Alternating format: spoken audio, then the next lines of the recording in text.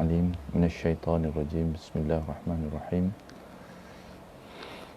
إن الحمد لله نحمده ونستعينه ونستغفره ونعوذ بالله من شرور أنفسنا ومن سيئات أعمالنا من يهده الله فلا مضل له ومن يضلل فلا هادي له وأشهد أن لا إله إلا الله وحده لا شريك له وأشهد أن محمدا عبده ورسوله اللهم رب اشرح لي صدري ويسر لي أمري واحلل عقدة من لساني يفقه قولي أما بعد فإن خير الحديث كتاب الله وخير الحدي حدي محمد صلى الله عليه وسلم وشر الأمور محدثاتها وكل محدثة بدعة وكل بدعة ضلالة وكل ضلالة في النار اللهم لا سهل إلا ما جعلته سهلا وأنت تجعل الحزن إذا شئت سهلا اللهم اجعل القرآن ربيع قلوبنا ونور صدورنا آمين يا رب العالمين.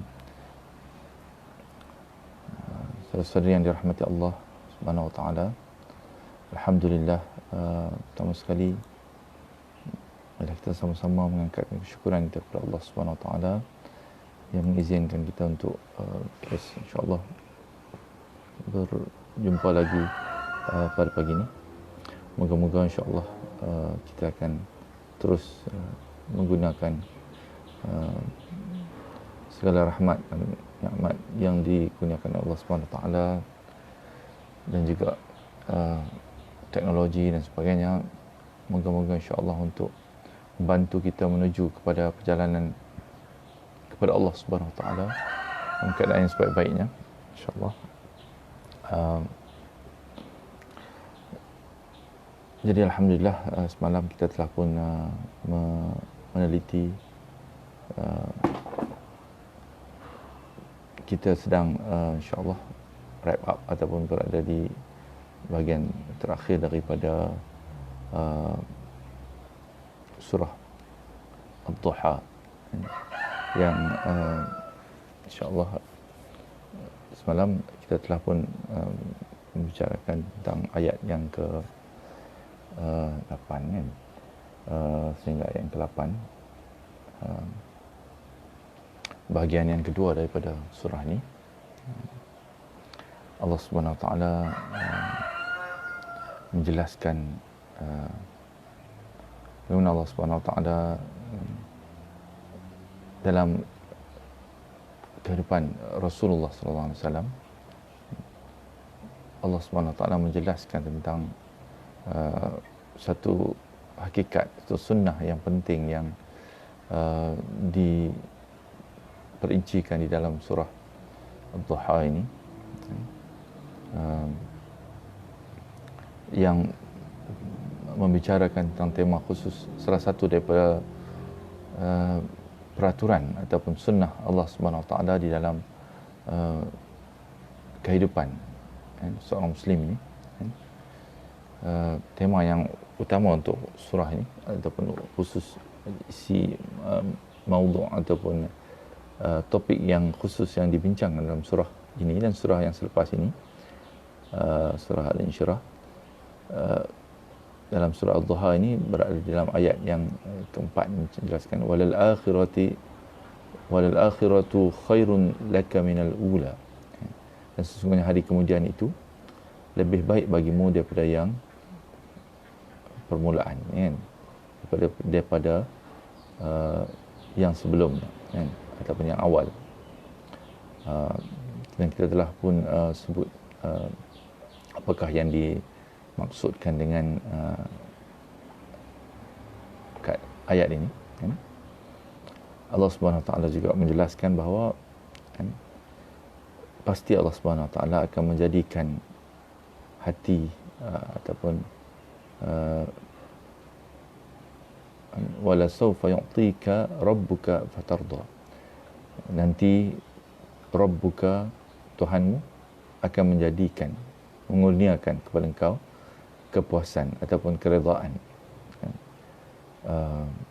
terhadap apa yang berlaku dalam keadaan perjalanan kehidupan dan juga amal Rasulullah SAW ni kan. Satu aspek juga yang insya-Allah mungkin kita tidak tekankan juga di dalam ayat-ayat yang kita baca ini, diperteguhkan lagi sebenarnya. Di samping kita menyebut tentang aspek hari pembalasan ini, Allah Subhanahu Wa Taala sebenarnya menjelaskan tentang aspek tauhid, hubungan dengan Allah Subhanahu Wa Taala yang amat dekat dan amat rapat kan, bahawa Allah Subhanahu Wa Taala sebenarnya sentiasa memerhati dan melihat perjalanan kehidupan setiap hamba-Nya. Sebab kerana itulah dijelaskan wala saufa yu'tika rabbuka, dalam ayat kelima itu. Dan kelak Rabbuka, Tuhanmu akan mengurniakan, memberikan kepada engkau. Yu'tika ata kan, yu'tika fatarda kan, keredaan ataupun kepuasan dalam hati kau, bahawa yang mengurniakan kan, segala perasaan, segala kepuasan, keredaan dalam hati adalah Allah Subhanahu Wa Taala. Ini satu perkara yang menuntut kita untuk sentiasa memahami bahawa pengharapan atau pergantungan sepenuhnya hamba ini adalah kepada Allah Subhanahu Wa Taala. Sebab Allah Subhanahu Wa Taala lah yang akan memberikan semua apa yang disebut di dalam ayat-ayat ni. Semuanya disebut bahawa yang akan memberikan ini adalah, ataupun yang menentukan perjalanan ini adalah Rabbuka, Tuhanmu, atau pencipta engkau, tempat engkau meminta pertolongan. Ilahaka Rabbuka, yang maha berkuasa, yang maha mampu untuk memberikan segala-galanya kan. Kerana itu hadapkan, fokus ataupun tumpukan segala hala perjalanan apa saja yang kau lakukan dalam kehidupanmu ini, tumpukan dalam kepada perhubungan engkau dengan Tuhanmu, supaya perhubungan ini sentiasa berada dalam keadaan terbaik kan. Kerana kamu mengharap kepada Tuhan. Tuhanmu lah yang akan memberi segala kepuasan dan sebagainya kan, dalam perjalanan hidupmu. Okey. Jadi Allah SWT telah mengingatkan balik Rasulullah SAW perjalanan yang telah dia lalui dalam kehidupan dia, yang membuktikan bahawa peraturan dan sunnah Allah SWT ini kan, jelas telah berlaku di dalam kehidupan kau kan. Alam yajidka yatiman fa'awa, bukankah dia mendapatimu sebagai seorang yatim lalu dia melindungimu kan. Wa wajadaka dhallan fahada, bukankah dia mendapati engkau sebagai seorang yang bingung, mencari-cari petunjuk kan, yang tidak didapati, tidak kunjung jumpa kan di dalam masyarakat dia yang dia hidup di dalamnya. Tidak siapa dapat menjelaskan tentang hakikat petunjuk yang benar ini kan, kecuali apabila Allah Subhanahu Wa Taala lah yang memberi petunjuk, yang menunjukkan kepada Rasul SAW bahawa petunjuk ini berada di dalam, kembali kepada din Allah Subhanahu Wa Taala kan. Wajadaka ilam fa'aghna, dan dia mendapati engkau sebagai seorang yang kekurangan dan dia memberi kecukupan kepada engkau. Dalam setiap sesuatu ini Allah Subhanahu Wa Taala menekankan bahawa yang memberikan segala apa yang kita dapati dalam perjalanan kehidupan kita ini adalah Allah Subhanahu Wa Taala. Kerana itu menjadi satu tuntutan pula, apabila yang memberikan segala-galanya ini kepada engkau adalah Allah Subhanahu Wa Taala, Rabbmu, Rabbuka, maka di sana ada kod ataupun ada kod etik, peraturan etika bagaimana kamu seharusnya berhubung dengan Tuhanmu, kan? Dan seharusnya kamu berbuat dalam kehidupanmu ini bagaimana, kan? Jadi dalam ayat yang seterusnya kita akan baca ni sehingga hujung ni, Allah Subhanahu Wa Taala menjelaskan, kan? Kerana Allah Subhanahu Wa Taala telah memberikan kepada engkau apa yang telah engkau lalui, kan? Maka ingat ketika mana engkau dalam keadaan yang susah, ini adalah sunnah, kan, yang disebut di dalam ditekankan di dalam surah ini, bahawa ada permulaan akan bermula dengan kesusahan, kekurangan dan sebagainya, tapi pasti akan berakhir dengan kesenangan, kan? Itu adalah sunnah perjalanan yang akan dilalui oleh engkau, kan? Tapi Allah Subhanahu Wa Taala setiap ketika dalam perjalanan itu sebenarnya telah berbuat baik kepada engkau. Wa ahsin, maka wa ahsin kama ahsanallahu ilaik. Berbuat baiklah dalam ayat lain Allah Subhanahu Wa Taala sebut tentang berbuat baiklah kamu kepada orang lain sebagaimana Allah telah berbuat baik kepada kamu. Jadi atas nikmat yang dikurniakan Allah kepada engkau ni, maka engkau diingatkan supaya memberi perhatian kepada keperluan orang lain pula, kan? Kerana semua yang Allah berikan kepada engkau ni sebenarnya adalah sebagai untuk mendukung mission dalam kehidupan yang engkau sepatutnya penuhi, kan? Apakah mission yang patutnya engkau penuhi, kan? Tidak diberi percuma begitu saja, kan? Ataupun Allah Subhanahu Wa Taala, kan, bila engkau sebagai yatim, Allah Subhanahu Wa Taala telah mencukupkan engkau, kan? Jadi itu disebut dalam ayat seterusnya, ayat 9 ya, Allah Subhanahu Wa Taala menjelaskan fa ammal yatima fala taqhar, kan? Sebab itu, kan, maka terhadap anak-anak yang yatim, fa ammal yatim fala taqhar, jangan engkau mengambil mudah ataupun melakukan sewenang-wenangnya kepada mereka, kan? Ini semalam setelah saya sebut juga, kita sebutkan tentang kenapa ditekankan tentang anak yatim, kan? Tentang orang-orang yang susah dan sebagainya di dalam surah-surah Makkiyah ni, beberapa siri ayat-ayat yang telah kita baca ditekankan tentang anak yatim dan sebagainya. Adakah di sana tidak ada amalan-amalan lain lagi yang lebih utama daripada ini, kan? Tapi sebenarnya disebutkan bahawa di dalam tahap Makkiyah ni sebenarnya ini antara amalan-amalan yang berkaitan dengan keperluan di dalam masyarakat pada masa itu, kan? Ini adalah perkara-perkara yang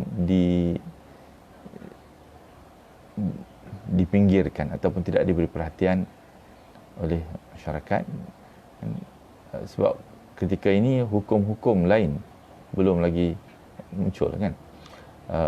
Dan keperluan amal pada ketika itu adalah dia berkisar di sekitar ni, kan, membangunkan ataupun membela kedudukan masyarakat yang terpinggir di dalam ini adalah mission di peringkat awal ini, yang menonjol sekali dalam Islam ni datang untuk membawa keadilan kepada kehidupan manusia, kan? Belum lagi datang hukum peperangan, jihad, infak dan sebagainya. Maka kan itulah ditekankan tentang perkara ini, kan? Bila kita membaca ayat-ayat dalam surah Madaniyah, kemudian surah Al-Baqarah contohnya, disebut juga tentang isu lain tentang keluarga, kan? Berbuat baik terhadap keluarga, wanita, kan? Isteri, anak-anak dan sebagainya. Begitu juga jihad, infak, menyediakan keperluan-keperluan kepada jihad. Ini semua adalah juga termasuk sebenarnya di dalam amal soleh yang akan dijelaskan apabila sampai masanya, kan. Tapi di peringkat ini ditekankan tentang seolah-olahnya ini sahaja yang ada di dalam masyarakat, kan.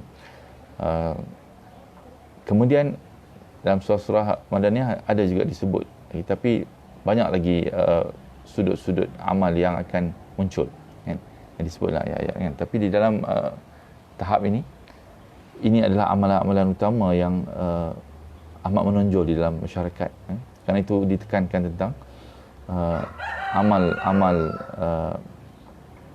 yang ditumpukan oleh Muslim, kan, adalah mengajak masyarakat untuk membentuk satu masyarakat yang adil, sama dan juga penuh prihatin kepada setiap golongan masyarakat, terutamanya yang dipinggirkan di dalam masyarakat ketika itu, kan. Jadi sebab itu ditekankan perkara ini, kan. Fa ammal yatima fala taqhar. Kerana itulah, kan, anak-anak yatim janganlah kamu melakukan sewenang-wenangnya, kan. Kerana, kan, ini selari dengan apa yang Allah SWT telah ingatkan kepada Rasulullah SAW, kan. So, ini adalah satu konsep yang nak dijelaskan kat sini bahawa Allah SWT berbuat baik kepada engkau, kan. Maka seperti mana Allah berbuat baik kepada engkau itu, berbuat baik jugalah kepada masyarakat. Ini adalah mission yang kau akan penuhi, kan. Sebab dalam ayat 6 disebut alam yajidka yatiman fa'awa, bukankah Allah SWT telah mendapatimu sebagai seorang yatim dulunya, maka Allah melindungi engkau, kan. Jadi setelah Allah melindungi engkau telah lepas daripada tahap kesukaran engkau, kan.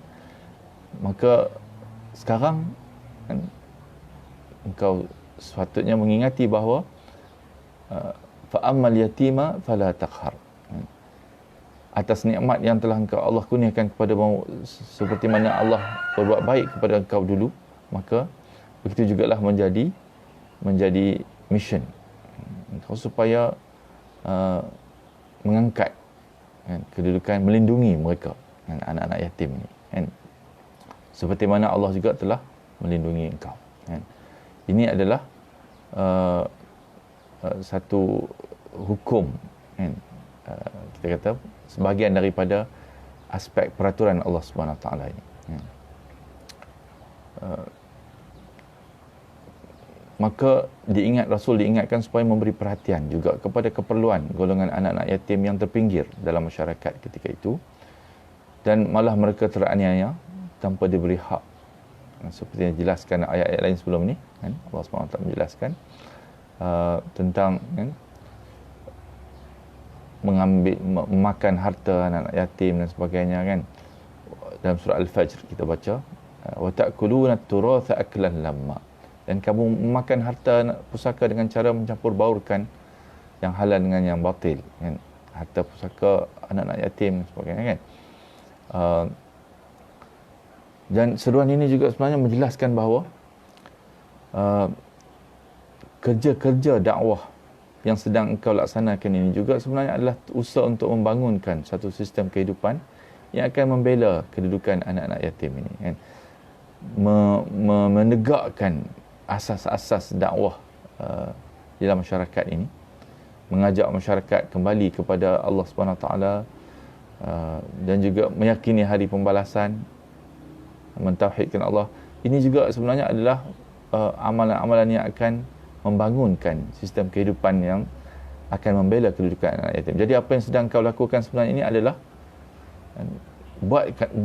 lakukanlah apa yang sedang kau lakukan, amalan dalam dakwah ini dengan bersungguh-sungguh, kerana ia juga akan apa yang Islam, arus yang sedang dibangunkan oleh Islam ini akan membangunkan satu penyelesaian kepada anak-anak yatim juga kan. Jadi sebab pada ketika itu mungkin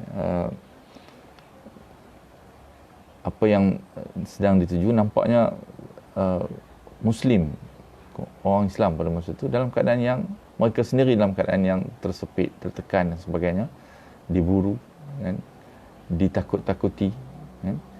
Jadi nampaknya bagaimana mereka nak menumpukan kepada anak-anak yatim dan sebagainya, kan, amalan-amalan ini.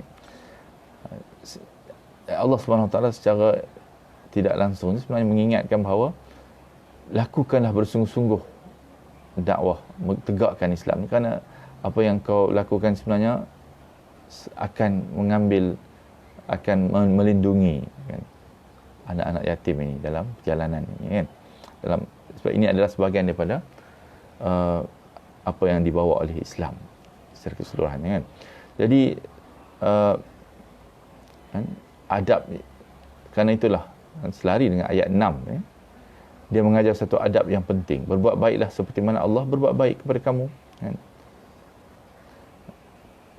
Sebab ayat ini tidaklah bermaksud, kan, Allah SWT memberi amaran kepada Rasul, kan. Sebab kemungkinan dia akan melakukan perbuatan ini tidak berwenang-wenang dengan anak yatim, tapi dia sebenarnya adalah merupakan penjelasan tentang konsep ini, kan. Seperti mana Allah berbuat baik, maka kamu juga mempunyai mission untuk berbuat baik kepada mereka, kan. Sebab ini adalah sebahagian daripada perkara yang mesti berada dalam pemikiran orang-orang yang beriman ni, kan, sebagai tanda keyakinan mereka kepada Allah dan hari pembalasan, kan.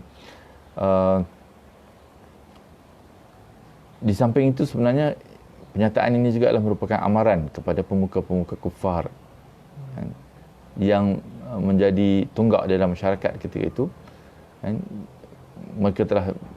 Mereka diingatkan tentang tanggungjawab ini, kan, di dalam ayat-ayat surah sebelum ini juga, tentang apa yang telah mereka lalaikan ataupun pinggirkan, golongan-golongan yang tertindas di dalam masyarakat, kan. Kemudian Allah SWT juga jelaskan, wa ammas sabil wa ammas sa'il ila fala tanhar. Dan terhadap orang-orang yang sa'il, orang yang minta, janganlah kamu mengherdik mereka ni, kan. Jangan kamu memarahi mereka ataupun berlaku kasar terhadap orang-orang yang memerlukan. Prinsip yang sama juga, kan. Kerana as-sa'il ini, mereka yang meminta-minta, inilah mereka yang meminta, kan. Bukan saja keperluan fizikal, kan. Mereka yang mengharapkan ataupun memerlukan bantuan dalam diri mereka, dalam kehidupan, kan. Sebenarnya lebih tepat kita kata as-sa'il ini bukan orang yang meminta-minta, tapi orang yang meminta, orang yang ada keperluan, kan. Apabila mereka ada keperluan, maka sama ada keperluan makanan, kan, pakaian, malah juga dalam bentuk umum, meminta dibimbing, kan, dengan petunjuk, kan. Seperti mana kita baca sebelumnya surah Abasa, kan, Allah Subhanahu Wa Taala telah menegur, kan, dalam satu peristiwa bila datang orang, kan, Abdullah bin Maktum, kan, mengikut riwayat yang kuat, yang datang ketika mana Rasulullah SAW berhadapan dengan pemuka-pemuka Quraisy ini, menyampaikan arahan ataupun petunjuk, bimbingan, kan.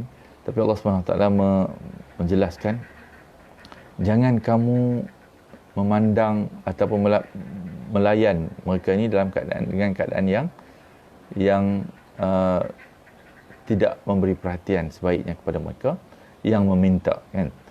Bukan meminta kebendaan saja, kan, tapi juga meminta petunjuk ataupun bimbingan, Dan yang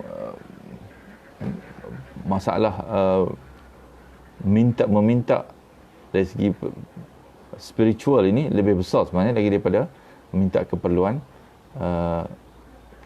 fizikal saja, kan. Jadi seperti mana Rasulullah SAW juga pernah berada dalam keadaan mencari-cari petunjuk, kan. Allah SWT sebut dalam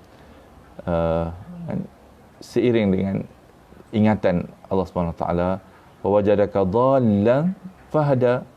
Dulunya Allah SWT mendapati kamu mencari-cari petunjuk, maka Allah memberikan petunjuk, kan, kepada kamu. Mencari-cari kebaikan, petunjuk dalam hidup kamu, Allah yang membimbing kamu. Jadi seperti itu juga, kan, seperti itu makna yang lebih tepat tentang ayat ini adalah yang meminta, kan, yang juga sedang mencari-cari petunjuk, kan, dalam kehidupan mereka. Jangan engkau melayan mereka dalam keadaan yang tidak sepatutnya, kan. Sebab ini jelas yang kita baca dalam surah Abasa, kan. Allah SWT mengingatkan Rasul, dan peristiwa itu adalah peristiwa yang besar, kan, dalam kehidupan Rasulullah SAW.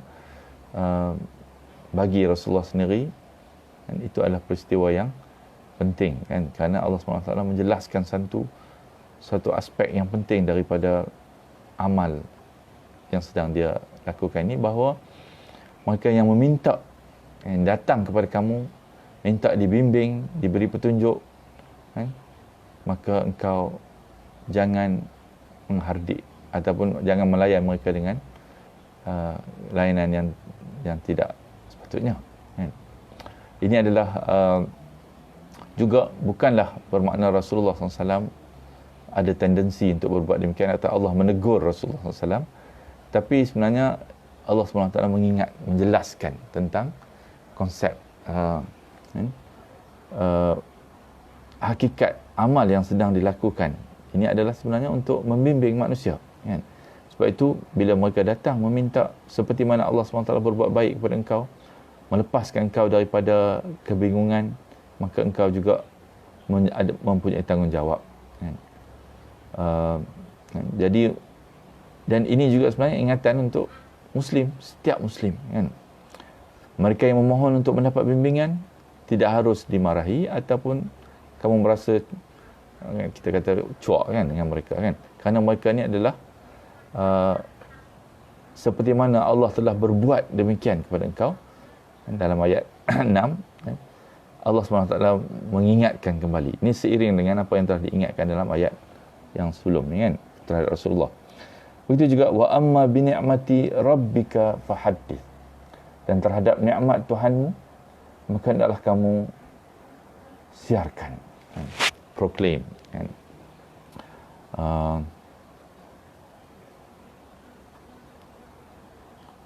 Ini adalah kan, apa yang juga selari dengan ayat, kan, ayat 8 Allah SWT menyebut tentang, kan, dan dia mendapatimu sebagai seorang yang kekurangan, kan, lalu dia memberi kecukupan kepada engkau, kan. Kan? Jadi ayat 6, 7, 8 ini, kan, diguna bila Allah SWT mengingatkan kepada Rasulullah, ingat dah dulu bahawa aku telah semua peraturan ataupun sunnah ini sebenarnya telah berjalan dalam kehidupan engkau, kan. Setiap kali engkau berhadapan dengan kekurangan, kesusahan, maka akulah yang telah melindungi engkau, mencukupkan engkau, kan, memberi kebaikan kepada engkau, kan, sebab, kan, walal akhiratu khairul laka minal ula, itu adalah sunnahnya, kan. Yang akhir itu lebih baik daripada yang awal. Jadi Allah SWT menegaskan dalam setiap perjalanan engkau, akulah yang telah melindungi engkau, kan. Kerana itu sebenarnya engkau juga, kan, seperti mana Allah berbuat baik kepada engkau, maka engkau juga mempunyai tanggungjawab terhadap anak-anak yatim. Seperti mana Allah melindungi engkau sebagai anak yatim, engkau juga jangan berlaku sewenang-wenang dan mereka, kan. Wa ammas sa'ila Dan yang orang yang meminta petunjuk, mencari-cari petunjuk, engkau juga mempunyai tanggungjawab untuk membimbing mereka. Setelah Allah memberi engkau petunjuk yang engkau cari-cari dulunya, maka sekarang ni engkau mesti merasa bertanggungjawab juga untuk share ataupun untuk membimbing mereka. Allah tidak bagi percuma saja kebaikan yang Allah beri kepada engkau, kecuali untuk digunakan dalam melaksanakan tanggungjawab engkau ni kan. Wa amma bi ni'mati rabbika fahaddith. Allah juga menjelaskan seperti mana Allah telah memberi kecukupan yang banyak kepada Rasul sallallahu alaihi wasallam dari hikmah dan kebijaksanaan serta ilmu dan petunjuk, maka menjadi kepentingan bagi Rasul juga untuk tidak bakhil dan mengongsikan kepada manusia apa yang telah Allah berikan secara percuma kepada dia kan. Inilah sebenarnya pemberian dalam bentuk hikmah ini adalah merupakan harta yang banyak sebenarnya kan. Lebih utama lagi daripada pemberian dalam bentuk kebendaan saja kan. Dalam surah Al-Baqarah ayat 269 Allah SWT sebut wa man yu'tal hikmata faqad utiya khairan katsira. Dan barang siapa yang diberikan oleh Allah SWT hikmah, dia benar-benar telah dianugerahkan kurnia yang banyak. Jadi sebab itu Allah kata, semua nikmat kurniaan Allah kepada engkau itu, maka dalam kamu fahadith. Fahadith bermaksud sebarkan dan kongsikan. Hendaklah engkau sebarkan dan kongsikan semua kebaikan yang Allah bagi kepada engkau tu, engkau sepatutnya sebarkan dan kongsikan dengan orang lain kan. Ini adalah anjuran di dalam ayat ini kan. Apa dia nikmat yang terbesar yang Allah berikan ini? Yang kita baca dalam surah Al-Baqarah ayat 269 ni adalah siapa yang telah diberi hikmah, maka itu adalah utiya khairan katsira. Ini adalah dianugerahkan kurnia ataupun nikmat yang amat banyak kan. Ini adalah perkara yang utama yang hendak dikongsikan dengan masyarakat ini kan. Jadi seolah-olahnya surah Ad-Duha ini dia tidak tamat lagi kan di penghujung, kerana nanti kita akan baca selepas ini insya-Allah besok kalau diizinkan Allah SWT surah seterusnya Al-Insyirah ni kan.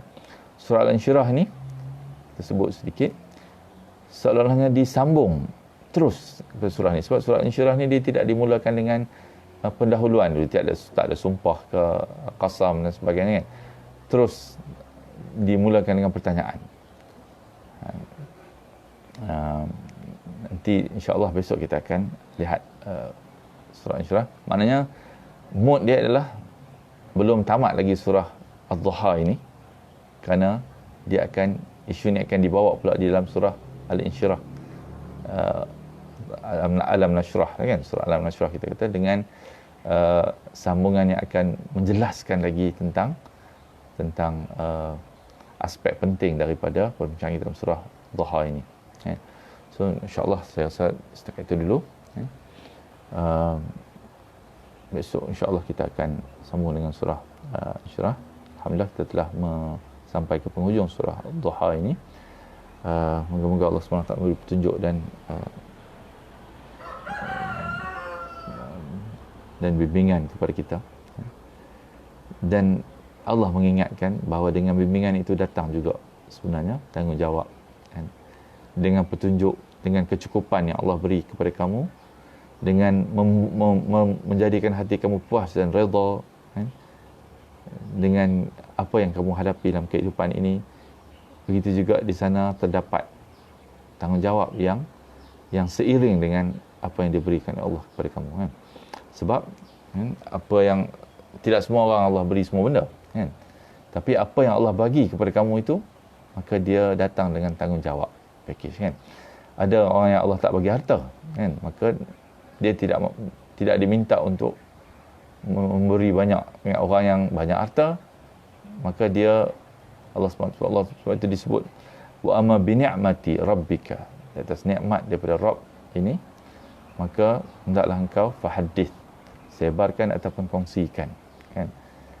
uh, apa yang Allah beri sesuai dengan apa yang Allah beri kepada kamu, maka itulah yang dipertanggungjawabkan kepada kamu juga untuk hadis kan, ataupun sebarkan dia ataupun kongsikan dia kan.